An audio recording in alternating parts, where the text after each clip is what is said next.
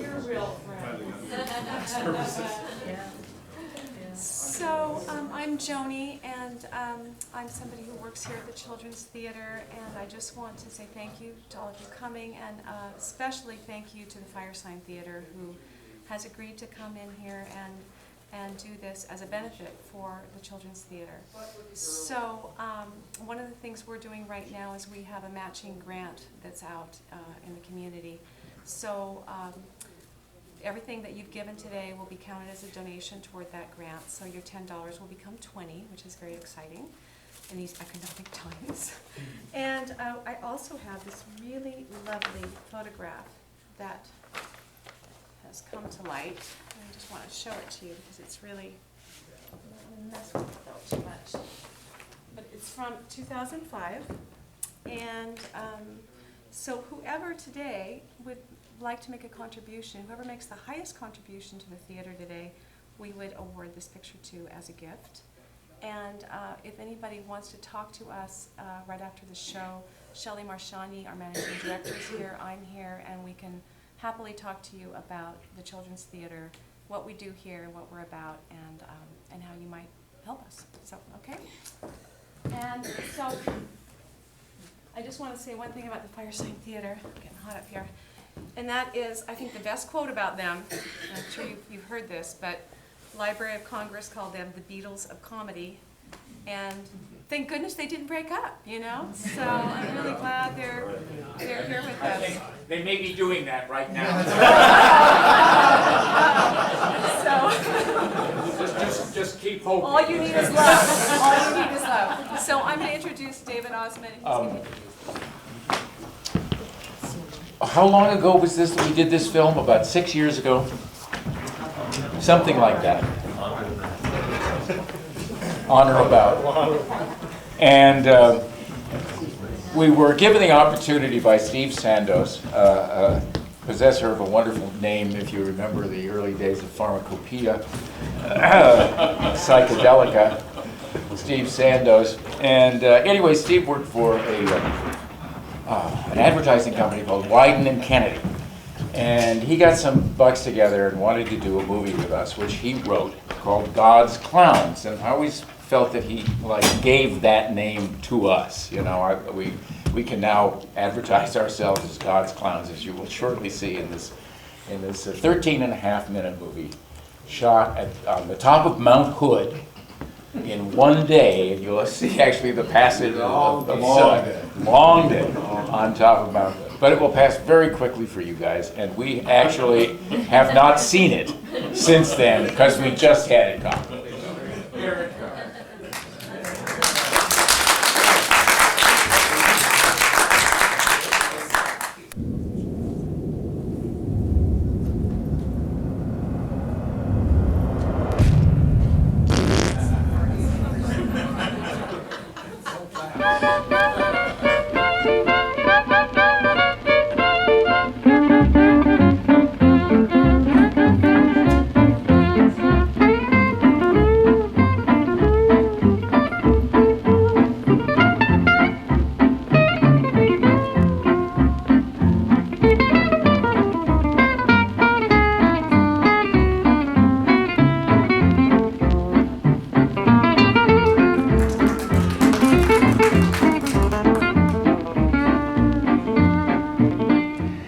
I guess the order began some 10 years ago. We've kept a pretty low profile, so not many people even know we exist.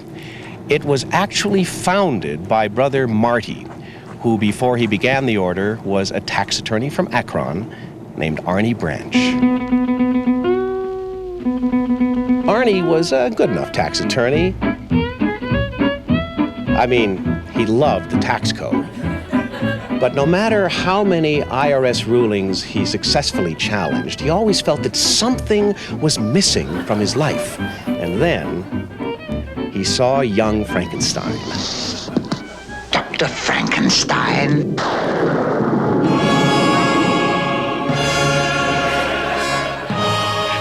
From the moment he got his first look at Marty Feldman in those dark robes with those crazy eyes, well, he knew what he had to do. He was called. His purpose in life was now clear: to establish a religious order dedicated to making God laugh. He took the name of a great comedian, in this case, Marty Feldman, and with the help of little eye surgery, transformed himself into Brother Marty. It wasn't easy for Brother Marty at first. Needless to say, he lost most of his tax clients, and he had a hard time navigating the furniture.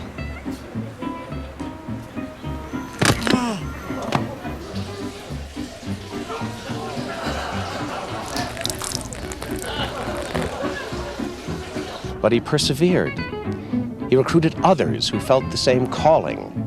And then, one magical day, he found a winning lottery ticket on the street. I think Brother Marty just cracked the Lord up. Now, there are 20 of us, all living here, on this mountain, all dedicating every waking hour of every day to amusing God. In this pursuit, we have shunned all worldly possessions and taken the names of the great comedians who have gone before us. I am called Brother Shecky. A lot of the younger brothers, when they first come here, are a bit confused about our true purpose. They'll try to make the other brothers laugh or crack themselves up. Usually takes a few weeks before they understand that the only person that we're here to entertain is God. There was an unfortunate incident not so long ago with Brother Soupy. Brother Soupy, what are you doing in there?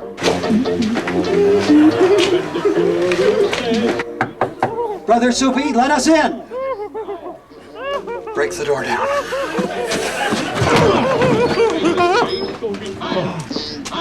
Brother Soupy, amusing yourself with sight gags.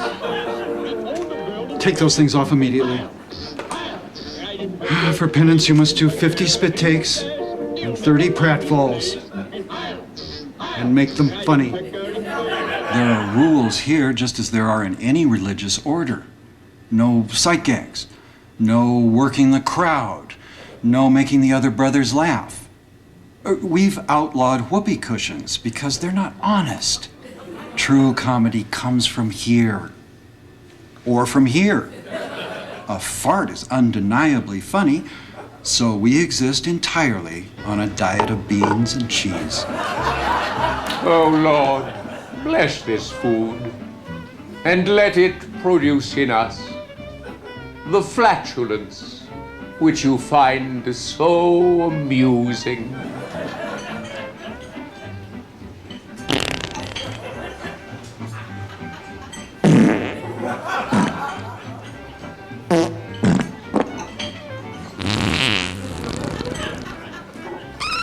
Our life here is simple. Our days are filled with little things we hope the Lord finds amusing. Today's message is from the Book of Henny, chapter 5, verses 6 through 9. She is so fat.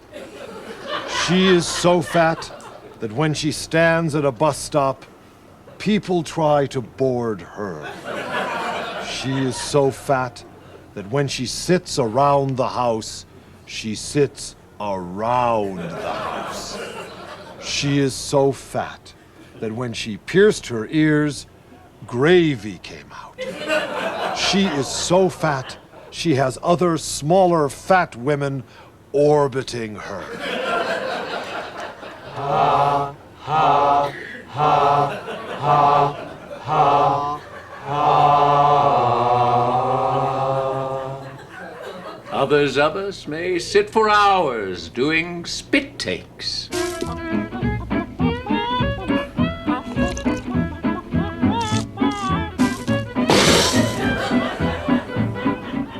Some brothers may spend a whole day working on a single perfect pratfall.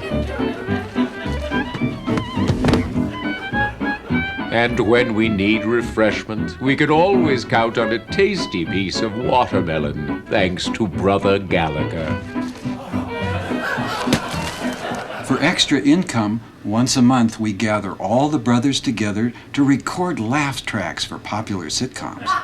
Okay, now, today's recording session is for the Suddenly Susan show. So, we're going to have to make it sound a little funnier than usual. First, let's have a big body laugh. Very good, huh? Now, a little naughty laugh. Like Susan just said something a little naughty. Oh, and please, no farting. The network won't accept it.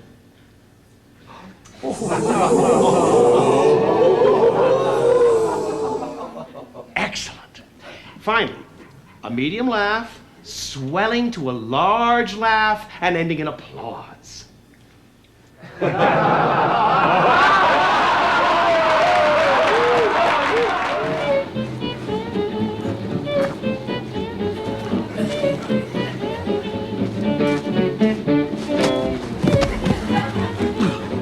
When I slip on a banana peel, I'm not just falling on my ass. I'm falling on my ass for God.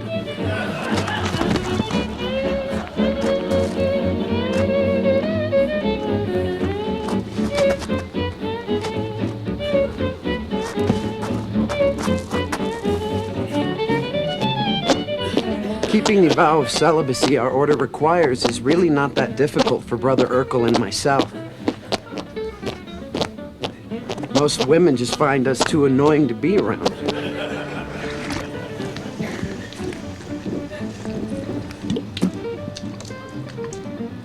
Dear Lord, please allow this belch to amuse.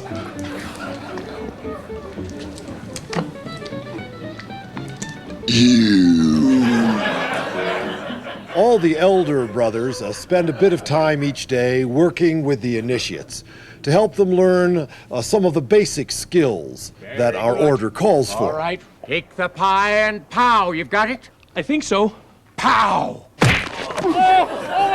Sure, it takes a lot of work with these young ones, but that's the only way we can be certain that our good deeds will carry on. Our brothers come to our order from many places, many walks of life. Brother Jerry here used to be contemplating a career in merger arbitrage. Hey, Whitey! You... Now, he serves God. As you might imagine, the Lord is always in the mood for a good joke. So, this guy walks into a gay bar holding a kangaroo, a chicken, and a rubber duck. What's the deal with sandwiches? There's no sand in them, and they're not made by witches. Lord, I beseech thee, what's the deal with that? Oh, Lord, show me a sign. Pull my finger. Yes, our days really pass quite quickly here. And before you know it, it's time for Vespers and our nightly responsive reading by the fire.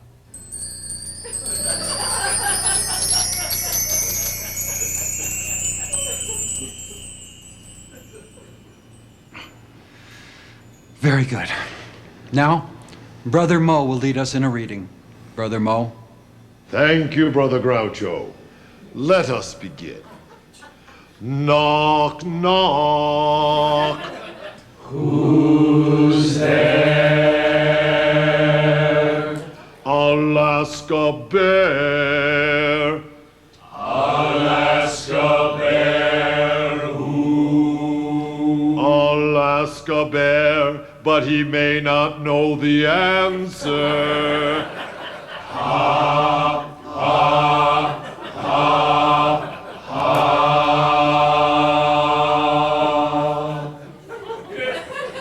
I imagine people are puzzled by our choice to dedicate our every waking moment to the amusement of the Lord, but the way we see it, he's faced every day with war and poverty and pain and suffering and guilt and contrition, and people always asking for things. We just think he could use a good laugh once in a while.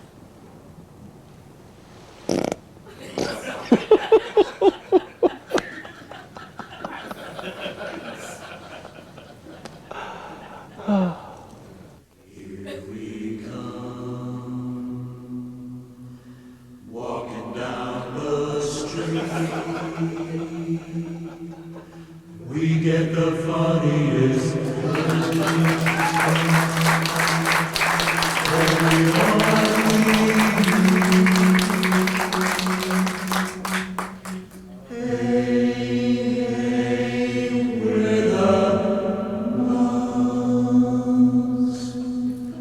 People say we monkey around,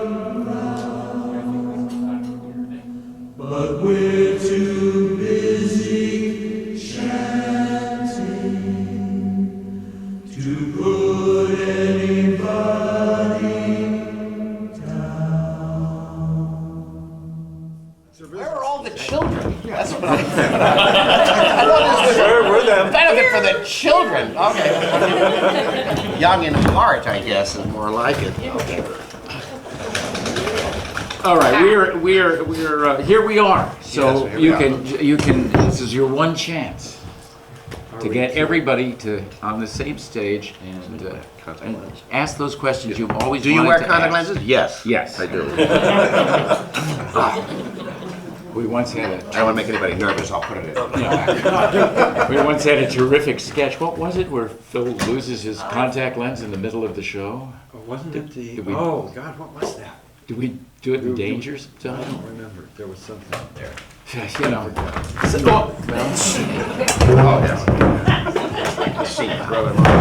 I missed the chair. We've traditionally just assigned him the comedy stuff. The rest of the intellectual thing. Yeah, somebody has to be funny. It's a dirty job.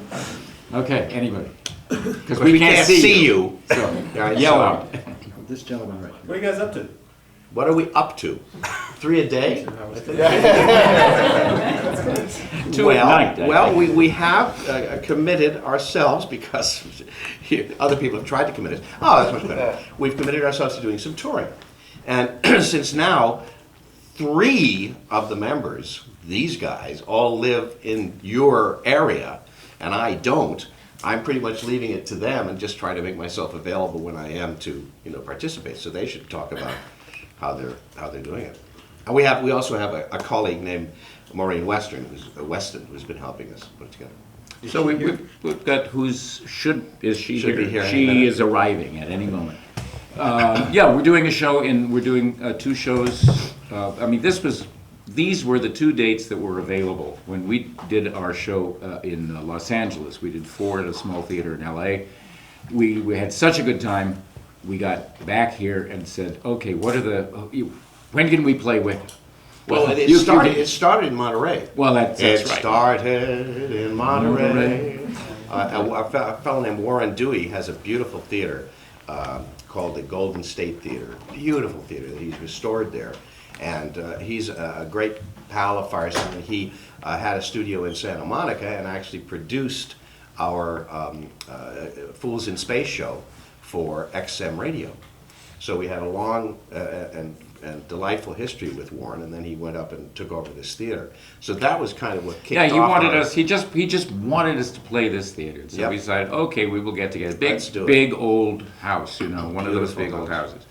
And we had a great time there. It was a one-off show. It was very hard to get people to Monterey immediately after the economy had collapsed. Yeah, right. Traveling more than 10 miles in California it was over, unless you were furloughed from your job, in which case you couldn't afford to do it anyway.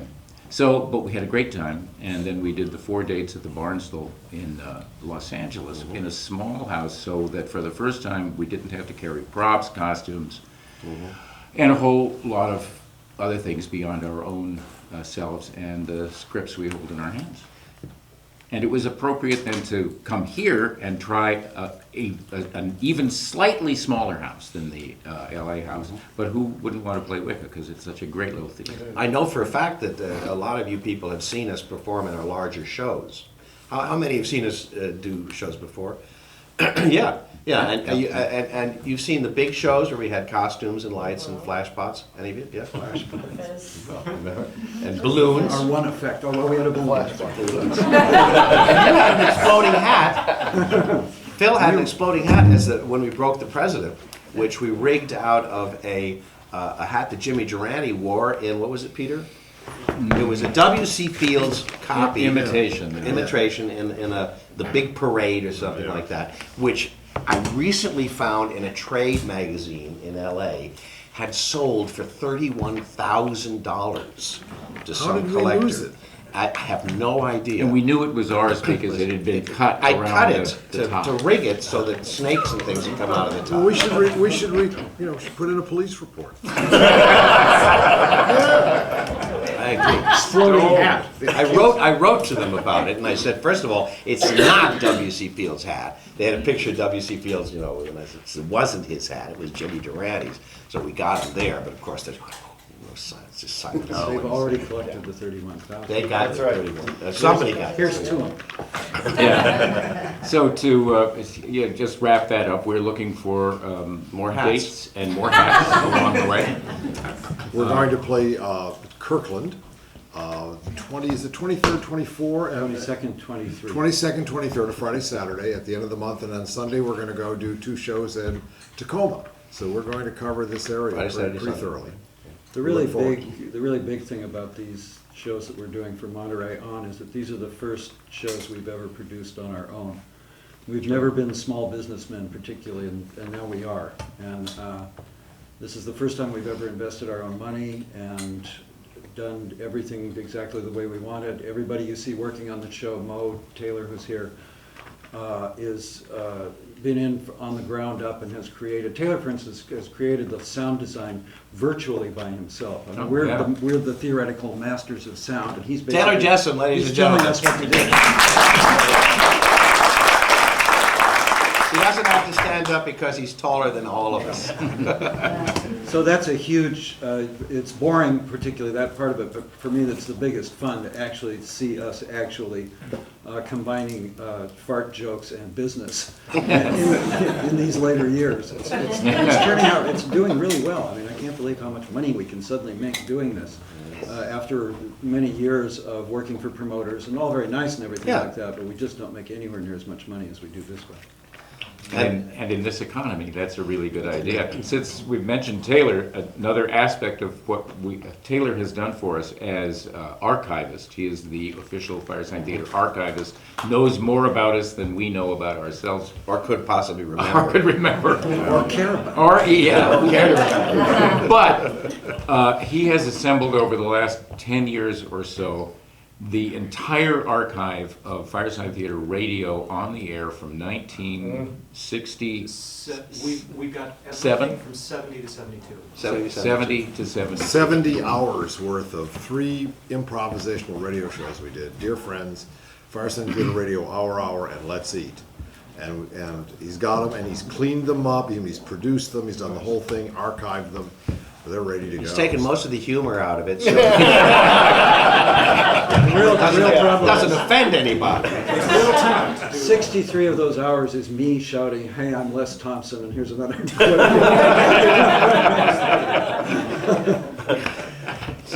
People have listened to the, you never listen. The wonderful thing about radio is you never have to hear it back again. Yeah, right. 72 hours of radio facing us. How did we do that? But that's an amazing period in LA radio where you could really do anything. It started with Peter's Radio Free Oz show in '66, and in '67 we haven't put together all of our shows yet from 1967. Can I just But throw you can out throw, to yeah, our sure. audience, please spread the word. There's a Firesign period that we dearly love, and which has been bootlegged extensively, the Magic Mushroom shows. Oh, there are yeah. perhaps 12 of these half-hour, 20-minute programs. They are out there in the world. If there is to be a box set, and we really think there should, we are seeking the best surviving recordings of the Magic Mushroom shows. So please go to firesigntheatre.com and check out the Got Firesign window. Or if you know someone who may have some stuff, point them there.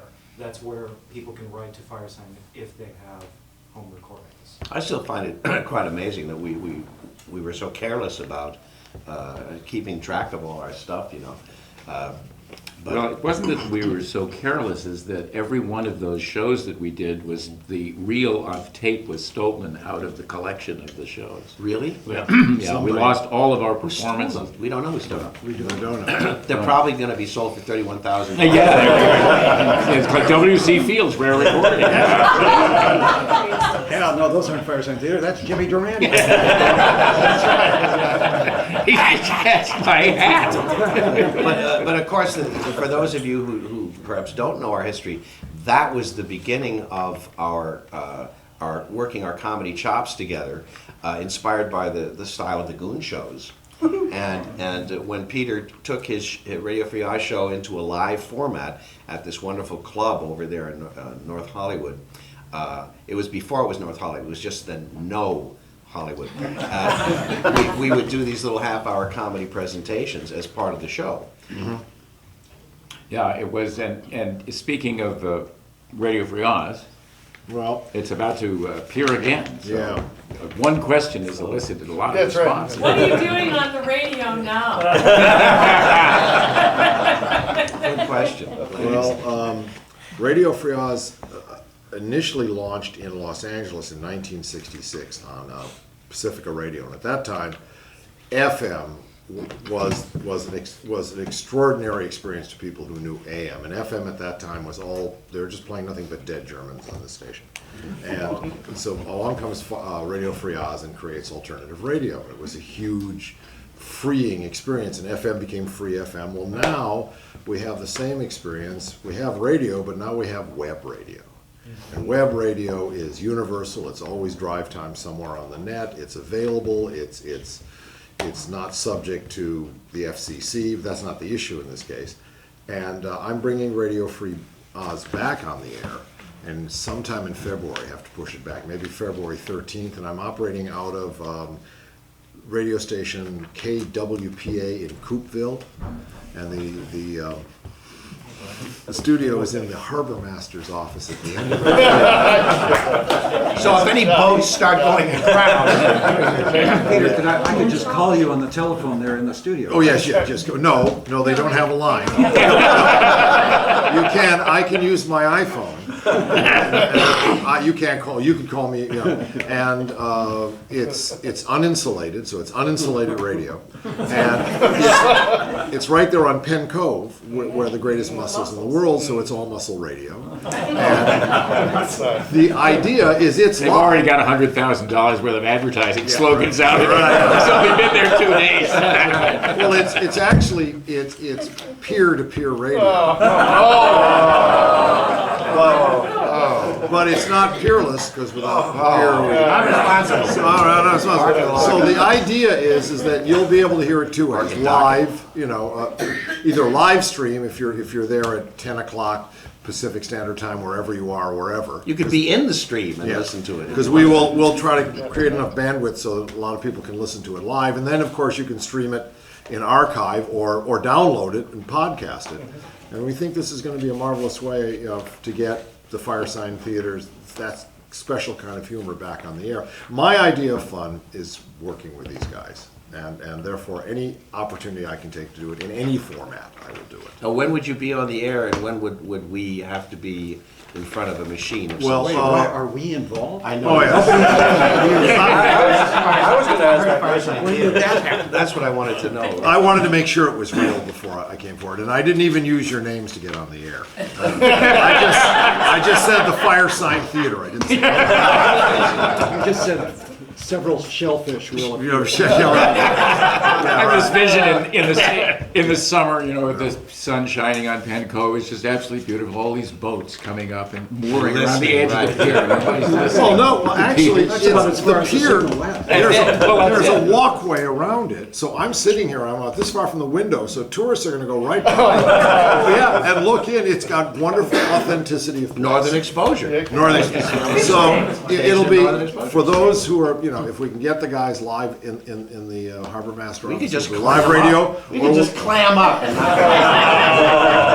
Well, David, you know, we both live on Whidbey, so I can always get him, but get everybody else by you know. It'll be renamed. Yeah, by what? What do we have to By phone. By clamophone? No, the iPhone. No, you know, call by the iPhone. Multiphone. Well, it's kind of, yeah, right. You could Skype them. Skype. We Yeah. could. I have Skype suddenly, and the camera that you gave me works. Oh, it does, Yes, doesn't we have it? to figure this out. Yeah, right. Yeah. So it's going to be, it's going to be a lot of fun. Yikes. We're going to put a lot of funny stuff down. Yeah, sure. Yes, Sure. there's. Mr. Ishakwa. Mr. Austin, Yes. 40 years ago, you told an interviewer, if you can laugh at something that has no power over you, you still believe that? Yes, because it just sounds good, doesn't it? It does. Now I'm going to think about it. Let's see, what was that? It's good, isn't it? I mean, actually, when you really think back, when I really think back to, Which isn't too far. Peter said, I didn't go too far, bad brain. Peter's right about FM radio, freeform radio, what we actually came out of, what we actually, how Created. how God's name we were created. These four odd people that, in a sense, had never met each other. Four had is it not even. been for the radio. Yeah. We came out of. We also came out of this odd period that we've all, obviously, looking at our age, went through, of turmoil and foment and revolution, etc. And God knows all those words come rushing back at you in that world. And obviously, I mean, that's what I'm talking about. I'm in there just blathering away. I'm 28 or 30 years old or whatever the hell I was, trying to talk about power, which is what, and then we would sit in writing sessions and try to work out the idea of power in terms of our work and all that, the grid and power and this and that.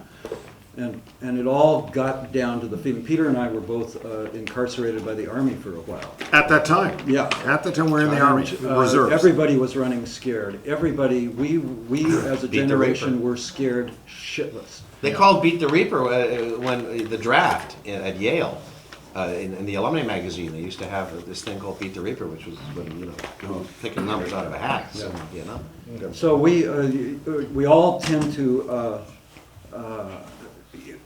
now that period of time, the period of time we all kind of rise out of, is seen as kind of cutesy and charming, the way people look at the 50s now. And, you know, all those adorable hippies and all Woodstock and all this stuff. And everybody forgets the amount of fear and concern, particularly among intelligent people. It's quite true. Males, particularly amongst males. Big deal. Yeah. And, Draftable we males. were trying to sort of ride right at the edge of commerciality and non-commerciality, and trying to make sense of what the hell we thought about anything, and still try to make comedy records at the same time. True. Thanks, Kat. I hope that's a great answer. Yeah. Question for you guys. It has to do with like archiving and things. I used to listen to Mr. Bergman's show from Pacifica in Pittsburgh from a friend of mine who is blind, but he was into ham radio. So he had a ham friend in California hook up, you know, and broadcast it by a ham wave to Pittsburgh so I could hear this, and that was like our special time together. Really? And then he would roll a reel-to-reel, he would run a 2-track and roll reel on that. And when Do he you still passed have away, those? I wondered what happened to them, but all of the magnetic tape had just decomposed after a time, and it just all flaked apart. And that's what broke my heart, because I was hoping to get, I was like, anything that he has, I would have been honored to keep with me, but that was something that shows that, you know, that magnetic tape is not, you know, a permanent. Oh, no. It's not, you know. Everything's no. All this digital stuff is going to go fairly quickly. All my air check Everything. tapes and stuff are useless because they're flaking, you know, things like that, and it wasn't that long ago that I put radio. Yeah, everything I did at NPR just fallen off the plastic. I mean, it's on the floor. That was bad tape. 80, 81, 82, 83, 84. The ASF wasn't doing their job, you know. So. One mil tape. 1 mil tape. Oh yeah, and if you didn't have a break on your Ampex, that 1 mil tape would go. Wire recording. That's right. That's right. What about all those horrible splices where you'd be? That was my scholarship job when I was at Yale. I spliced a show called Yale Reports. And down in the basement there, the Audiovisual Center. We didn't think it was hard work. I mean, we spliced it. We never sat there and said, God, I wish we didn't have to do all this creative, splicing. you know. That was fun. That was magic. It was cutting Cutting edge. Little pieces. And when we used to produced early on Radio Free Oz, before we actually got in Columbia Studios, when I would do these sound collages for the top of the week, I remember once I had to put crickets behind someone, or maybe it was for the Indian show that we were doing. And we'd sit there with two guys with pencils with tape, like maybe 15 feet of tape in a loop, going over the pencils through the thing as a continuous loop to be able to record one track that way. I mean, you know, GarageBand, eat your heart out. It was just, it was. But we didn't think that was strange. We thought that was great. We got the results. People loved it. The other people that were doing this were creating electronic music. Luning and Ushachevsky and all those guys. That's Xenakis. Backwards And it wasn't funny. None of that stuff was funny. John Cage thought it was funny. They called it dry wit. Yeah, it was dry. It was dry. Any questions? Where'd you get the names of some of your albums? Don't Crush the Dwarf, Hand Me the Pliers. Well, I can driving. Yes. Driving in a painted Jack Poet painted Volkswagen before they were psychedelically painted before Volkswagen. they were stolen away from us because Jack unfortunately nearly went to jail over the whole thing. And we got the cars dehorsed. were all repossessed. That's another whole story. Another story. Unhorsed. But before that happened, We're driving back from the studio. We're writing Dwarf. We're trying to write a movie. We're thinking about movies for the first time. And I vaguely remember being in the back seat, and I remember David saying, "Don't crush that dwarf, hand me the he pliers." said, he said, David said something. I remember it being on the trip out to playing in Tahunga. I just have a different. Do we tell that story? Oh, did we already tell that story in the Metzger interview? No, I don't think so. But Tahunga. well, in any case, we were talking about it, and David said, "Well, you know, something like 'Don't crush that dwarf, hand me the pliers.'" Yeah, but I remember it. Somebody write that down. I remember that I think it was inspired by a piece of sheet music, which was something like "Crush that dwarf Hun." Remember that?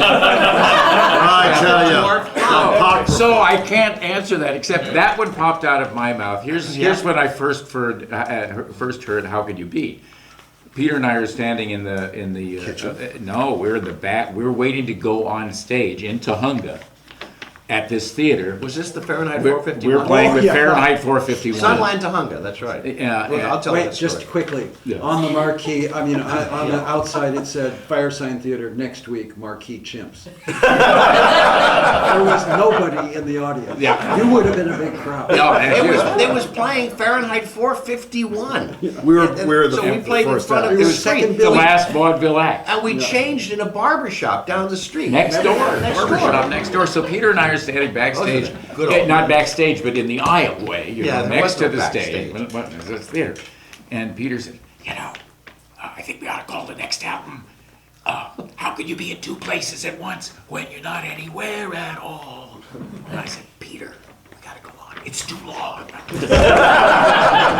And it came to me, and Phil Proctor was renting a house in Encino.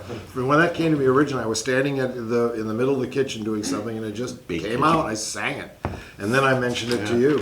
Waiting for the Electrician. I was in before Firesign began. When I was in Europe, I was on a Ford Foundation artistic fellowship sort of thing, and after that, I went to Amsterdam, and Amsterdam was really interesting then. It was this very interesting. LSD was being was legal and was just beginning to disseminated. It was a crazy time, and very naive and interesting. And I'm sitting on the roof with some friends at night watching the canals or something like that, and I had written a movie or a title for a movie called Waiting for the Electrician, and it was going to be taking place with people just lighting matches and talking to each other. I was a bit avant-garde at the time. It was an awful idea, but it was just an idea. Right? And there was this guy, Robbie, that was a friend, and he said, I've got this thing I'm writing, Waiting for the Electrician. And this Dutchman says, or someone like him.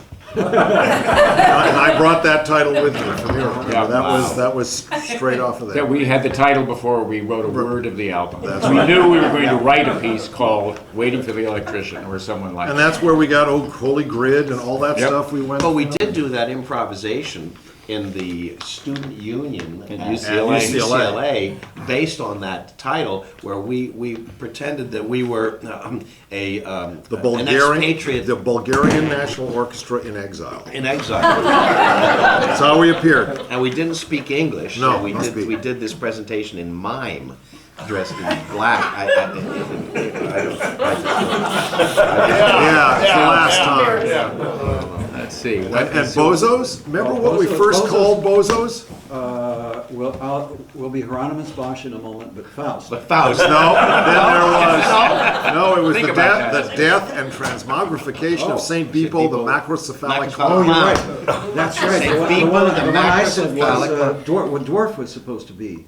We'll be Hieronymus Hieronymus Bosch and just That's a Faust. Faust. That's right. Bozos is the first one where we actually just, it came out of a character's mouth first, and then we made it. Oh, I think we're all bozos buses. You're right, that's right. Yeah. And then designing bozos as being berserkers, what was Beaners, berserk, B-O, I don't know what the O was. Boogies, Boogies, no. Beaners, Beaners, boogies, zips, berserkers. berserkers. Beaners, boogies, zips, berserkers. Something like that. Still works, still works. Well, what's interesting about it is my roommate and I were trying to figure out, after listening to at least 2, maybe 3 of your albums, what the title had to do with anything that was in the album itself, and we never could figure it out. So now I know why. Well, yeah, that's exactly why. However, the conventional explanation of "Don't Crush That Dwarf" is actually "Hand Me the Pliers." Is actually the guy who lived behind us, David Grimm, who did the music for Nick Danger, and died shortly thereafter, heart condition, 30 years of age, or he'd likely still be with us. Yes, David Grimm. Wait a minute, I lost my track. Oh, you're talking about the origin of bozo? No, pardon me, of Don't Crush That Dwarf? Don't Crush That Dwarf. Well, whatever. Long time ago. David Grimm. David Grimm. I know he accompanied Nick Danger. But remember, it was very common in the early rock and roll days How Can You Be? to have non sequitur titles for albums. We weren't the only one. There were a lot of, what's Anthem to the Sun mean? Is there a cut on that album called Anthem to the Sun? I don't think so. I don't think there's any cuts on it. The Grateful Dead has only played one song. And all these things, Waiting for the Electrician, How Can You Be? They're thematic to the albums. They really are. Yeah, sure. I know what I was doing. That's exactly what I was saying. Grimm had a television set. Black and white, television set with no tuning knob like many people did. He had a pair of pliers on top of the television, which he changed. Don't crush that dwarf, my friend.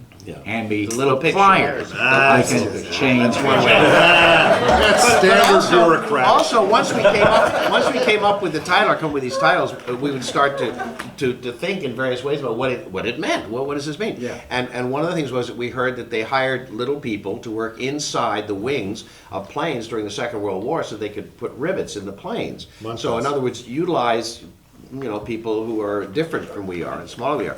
Was another justification for that. But the reason that those very dwarves, right, that worked inside the fuselages and the wings at Boeing and Lockheed, half of them were became the Munchkins and the other half joined a sex circus. That's true. It was their sex circus, The Wizard of Oz, or Help the War Effort. That's basically kind of the 40s to me.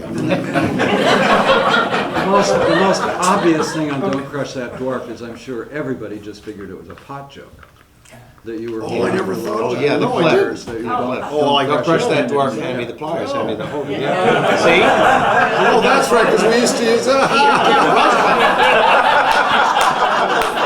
Hemostats. Yeah, which reminds me, I just want to mention this, which is, we were talking about this yesterday. There was a large group of people that still believe to this day that the Firesign Theatre got stoned and went into the studio and improvised the album. You mean? We didn't?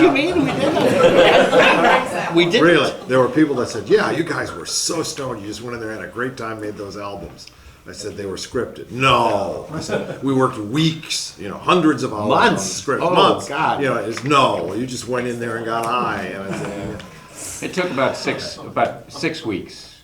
40 hours a week. It was a great technique because we could write, since we had really under this wonderful contract that John, what's his name, set up for us. Originally it was spoken arts contract. Yeah, but we got that originally through Gary Usher. They just thought we were a theater group. Oh, okay. So they gave us a soundtrack album contract where there's no cost for studio. Yeah, so we could write go into the studio, lay some stuff down. We might not have even finished the album, and then go back and inspired by what we had done and what we heard, what was beginning to take shape, we could write some more. It was a wonderful process. Yep. But I do want to mention, and how can you be in two places at once when you're not aware at all? Which is like when you're talking on the radio and somebody's listening to you and you're really just in the airwaves.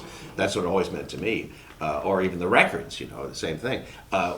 Nick Danger is on that record because we were fired from a radio show that we were doing. They changed the format to, I think, country and western, rabbinical country western. Yeah. And so, and we were going to do Nick Danger. Lubavitch hip hop.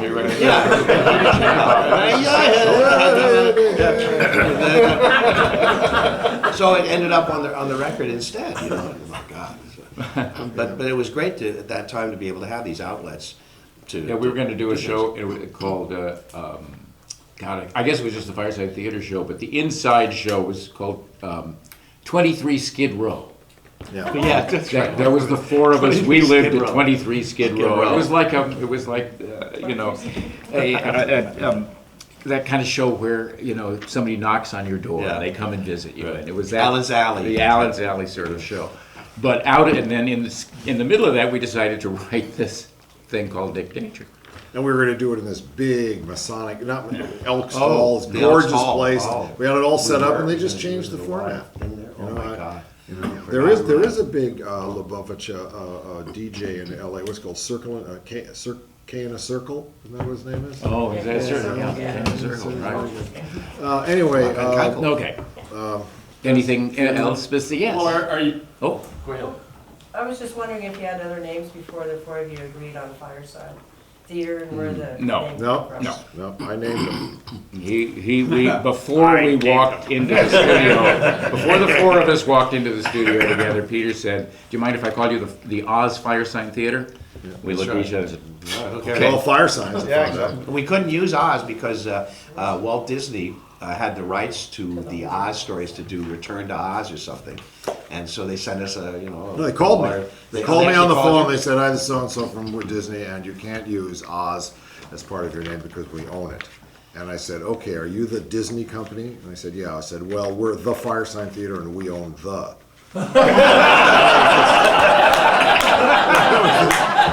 There was this pause. And they had a lot more money and it was a good thing too. Oz Firesign. Yeah, even more confusing than it is for people anyway. Right? So it's true all of you are Firesigns? Yeah. We're We're farce signs. I think. Yes. An Aries, a Leo, and two Sagittariuses. Left leg, right leg. Right. Yes.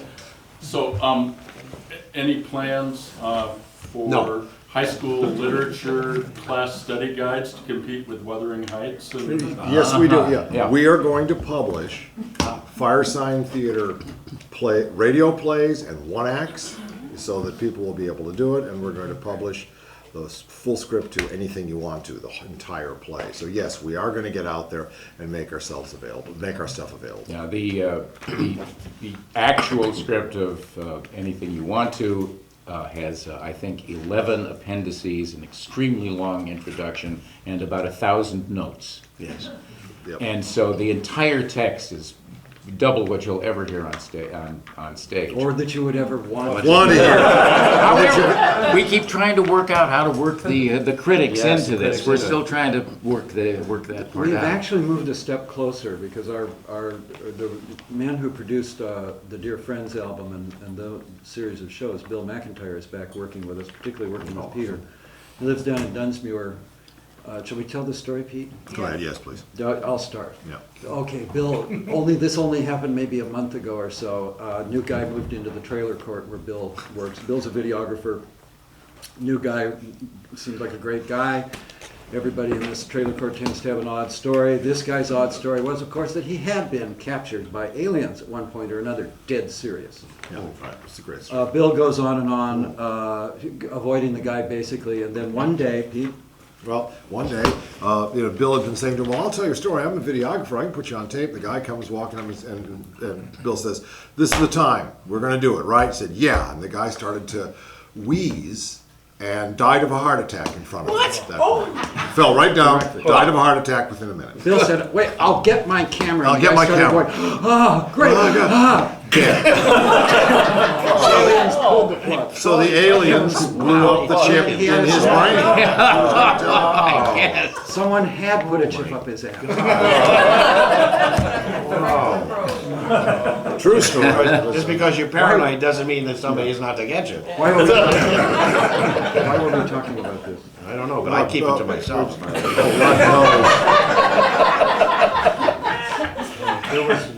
Don't everybody. I had the Firesign Theatre's Big Mystery Joke Book, which was given to me as a gift by my blind friend Hillary, who turned me on to you guys. And my husband, we were going to bring it with us, and I had it down in the kitchen. He moved it upstairs because he was afraid it would spill coffee on it. And I've had this thing since like 1976. It's not going to go anywhere, and it's, so I didn't get a chance to bring that, and that's my regret. So I'll have to come back up and do the Kirkland shows with you guys. There you go. Oh, okay. But we also, this is the one thing that my friend Hillary and I listened to your albums repeatedly, looking for those hidden messages, like all side A's in a row, and then all side B's in a row. Oh my God. It was improvised. Yeah, it's like we were looking for that hidden meaning, and I mean, we would sit there with the turntable and backwards track it and stuff like that, and it's like, Phil dead. No, You can't get that quality stuff anymore. It's really we did all this crazy stuff with the records, looking for all these hidden meanings, and is there a continuous story on all the sides? There is. There finally was, but there couldn't have been before we started it, because we didn't know we were going to do, we almost didn't do a second record. It was John McClure. That's it. John McClure went in and said, you gotta keep these guys on the label. So we were right in, I was a small child and he was like 25 years old. Yes, it evolved into a story. It's really the Odyssey, like every other male story. Four-piece story. Transmogrified and transmorphed But I remember more than once the four of us would sit around the table and a line would come out and we would say, wait till they hear this. Yeah. Wait till they hear this. Because there were secret messages. You don't understand now anything that Bob Dylan is talking about. But at the time, everything was a secret message. Watch your parking meters. The pump does work as a vandal stole the handles. What? That was all that stuff. And the Beatles were full of secret. Peter did the astrological rubber soul. It was one of my favorite things that Peter ever did on radio. This is what he did on Radio Free. Yeah, there were 12 cuts on the album. Yeah, right? on the American album, and I assigned an astrological Aries through, to each one of them, explaining, of course, that each one had all of the attributes of the astrological sign. It embarrasses me. Let me just insert something. Yes. I was the producer of Radio Free Office. Right. And our biggest problem was filling time, and that filled a hell of a And we used to read tarot over the air. Oh, you used to read three-card tarot. You produced it. You let it on the air. People call up and I do 3 cards: your past, your present, and your future at your present level of worldly desire. That was the thing. I'd throw them down and I'd read them, and people, you'd hear their pants dropping. They were just, how did you know? Radio Free Oz was, I think, also responsible for Ravi Shankar's great success in America, because very often they just put on a raga that would go on for a half an hour. And leave. That was the last part of the show. Goodbye. Get on the motorcycle and get the hell out of it. We had to be on the air for 3 and 4 hours at a time. 5 days a week. Nightmare. Was it 11? Was it 10 to something? I don't know. It ended up being from 10 to 1. 10 to 1. 5 nights a week. Yeah. Peter and I wound up living at, what was that restaurant down the way? I forget what it was. Our neighbors. Not Tortabaggies, wasn't it? No. I mean, we put so much time in, and we loved it. I mean, it wasn't like, oh my God, this is so hard. This was like, oh my God, we're on the radio. Yeah. And we just took it for granted, right? It was where we were, it's what we were doing, and we felt like we were inventing something, because when all of a sudden then when we also had a recording contract, which we all remember was like God had appeared to you if you had a recording contract. We had one. And we were, our competition was Bill Cosby or Bob Newhart. Yeah. Right. George Carlin. George Carlin, even just barely. Barely started, right. And nobody. Nichols and May. Nichols and May were as hip as you got, and the Beyond the Fringe guys and the Englishmen. But we were the first people, we thought, that were going to make these big, long stories. And we didn't do it until our second album, really, did we try to make a story that's right. two First sides album of was an more ancient episodic album. with one. Although tale. Electrician was a long is one story. tale. That's a whole one side. That was pretty odd. Right. But one side, it was when we went to album number 2 and tried to connect the two sides. 3. That we, yes. Well, it does connect, because they're on the other side, they're speaking Chinese. Well, for the first time, we went through the whole... The hole in the middle of the LP was a very important thing to us. And at that point, we were... It was. How do you get to the other side of the record? It's complicated. You gotta go through the whole black hole. And this was far, far away from whatever Bill Cosby was doing. And you know something, what's always amazed me is that no one's ever picked it up. It's not like then the Firesign and then they produced, well, they say we're an influence, but there's no other group like the Firesign turning out material like ours. And one of the reasons I think is that the way we're organized, nobody else has ever put 4 people together all equally sharing, no manager, no real contract, a real kind of creative anarchy, and it's cost us dearly sometimes. But what we get out of it is the fact we're 43 years along, and here we are. And that's pretty rare. I think the only person who inspired by what we did, who has done long form, is Roger Gregg, the Crazy Dog Audio, which you're probably not that well acquainted with, over in Ireland. And he created, I think David. He's an American who went to where he could do he's it. From which Detroit, was Ireland. and he's in Ireland. He did stuff on the radio for many years, but he also, it turned out, some wonderful adventures that were on long form. Still not as realistic as our stuff. And all by himself. I mean, he wrote it by himself. He wrote it by himself, and we had to agree every line in those original classic pieces. Every word we had to agree on. If one person held out, it didn't get in, and it was always better on what we finally agreed on. But what was also interesting, I mean, the aspect of improvisation that happened was that we would spend days sometimes at a sticking point arguing about either where it was going to go or a turn of phrase or something, and it was exhausting and frustrating, but we also kind of honored it because we knew that we were like the witches in the making the brew, and throwing in the beak. I thought of this the other day. There was an almost religious acceptance of something called being in a group. Yeah. Mm-hmm. The fellowship. It was the band. Mindless fellowship, we called it at one point. Remember? Well, no, I mean, that's more mass religion to me, mindless fellowship. Yeah. What I'm talking about is the fact that the secret messages were being passed by people as commercial as the Beatles and the Rolling Stones and all these people that we all, like you, were playing, in our minds at least, trying to look for connections. We were all desperately trying to look for connections. As I mentioned before, we were scared shitless. Yeah. And we got to play with that, I think, more than any other artists of that era. I don't think anybody got to do what we actually got to do. And the way we did it was by honoring this weird idea of a group. That a group to us was something where there was no leader. It's like Kat's question about power. Our idea was that there was no power over us. That our power was only in agreeing on something among the 4 of us.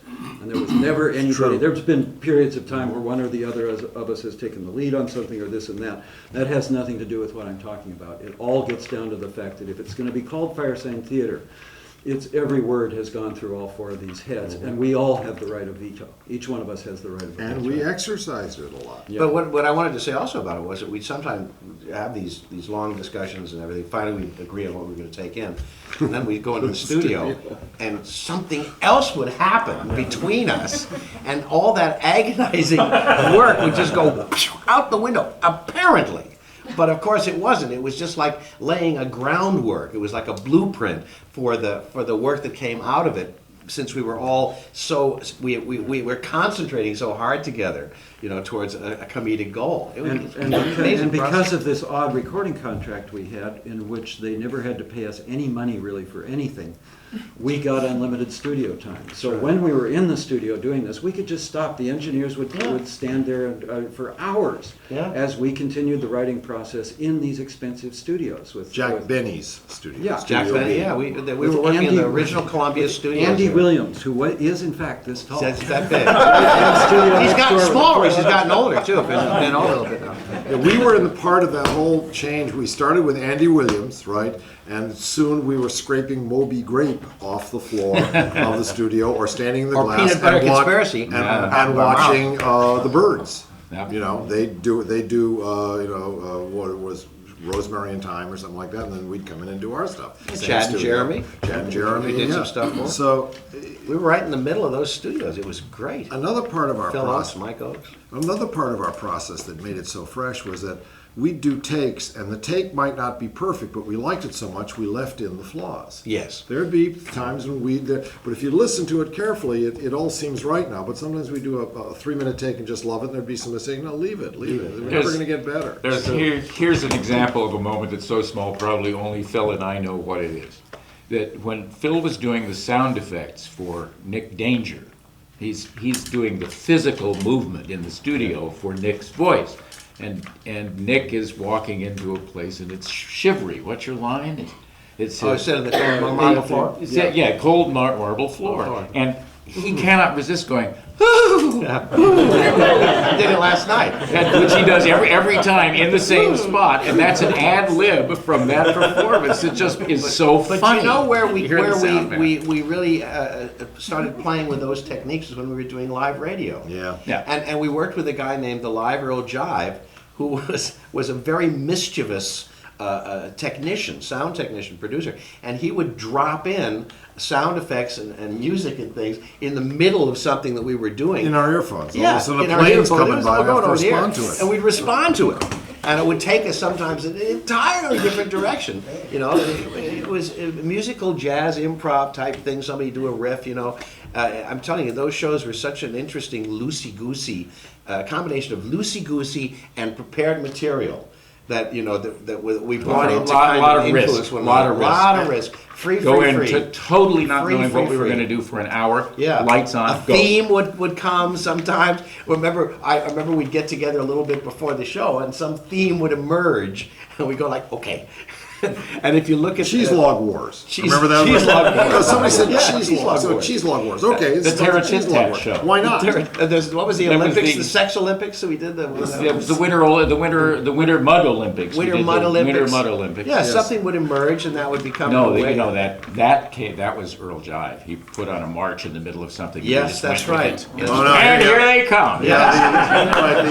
Those are the Hungarian underage sex Olympic teams. Yes, that's right. But you know something? And Taylor and our friend Richard Metzger, who is a real good mind and has listened to all this stuff also, and is an expert on, said, of those 72 hours, he said, of the whole thing, there's only 2 references I don't get. He said, it's completely green. He didn't know who Ferdy Grofé was. Or he did, but he didn't think other people would. This is a guy in his 40s. Yeah. He knew who he was, but he said, I don't think they'll know who Ferdy Grofé is and George Matetsky. And I said, George Matetsky, the Mad Bomber. He said, but he said, it's completely fresh. There's nothing dated in the 70 hours or 72 hours. And You can find out about Richard Metzger if you go to Dangerous Minds. It's wonderful. We're And he did up there. Great with interview. Big with us, interview too. with us. Wonderful interview. There's a little of just in terms of the Video. ad-libbing. Our engineer, when we recorded the last 3 albums we did for Rhino, recorded our rehearsals. And so I haven't listened to many of these, but there is really Was it Fred? Fred, yeah. Fred. The late Fred Jones, no? No, we were Bob at, Wayne. at Bob Wayne's. Oh, yes, Bob Wayne, yes. So you can hear, Still alive. a particularly good one is our farewells from Immortality. Yes. Give me immortality or give me death. Those farewells, we go in with a script, and in 15 minutes you hear us evolve these things that we've individually come in with, and say, "Oh no, you should say that, Peter. No, why don't we put those? Drop that." And this for 15 minutes, this conversation for a 1 minute piece that comes out, And then you hear the finished piece. magic at the end. It's true. I mean, if you look at some of those scripts, I don't even know how. It was like they look like they're written in Chinese by the time we're finished because they're so overwritten. I mean, written over. They were certainly not overwritten. They're written over. Fine line. Joe. Speaking of studio stuff, a couple of things. The quad mixes of I think it's Bozos and everything. Yes. Are those ever possibly maybe seeing the light of day again? They're done as 8-track. That's right. The quad I mix. think I can tell this audience. If DVD comes to fruition that would include everything you know is wrong, if you have a 5.1 system at home, look for an Easter egg. Oh, okay. And Bozos, do we have the four? Do we have the surround the 4-track? I have an 8-track of everything. I have it, But I mean, we mixed it at Warner Brothers Studios as a, Boy, was that fun. Yeah, that was interesting. Yeah. Stuff. Yes. I have a question about your scripts. Is there any possibility that you might publish them someday, like the big mystery joke book? Although, Peter touched upon this. I mean, I think that would be. Now, the intent is to do that, but not to, that those two books were really artifacts of the 70s. Yeah, they really And that's all very well and good. But what we want to do is to release the material so other people can perform In acting it. editions. In acting. Which is challenging because, they weren't written as plays per se. Yeah. I know, we do. Yeah, we have to. You guys have a show tonight. Yeah, right. Yeah, we do. This is it. Isn't this it? Was it 5:15? Yeah, it's 5:15. Here we go. And thank you all. Thank you so much.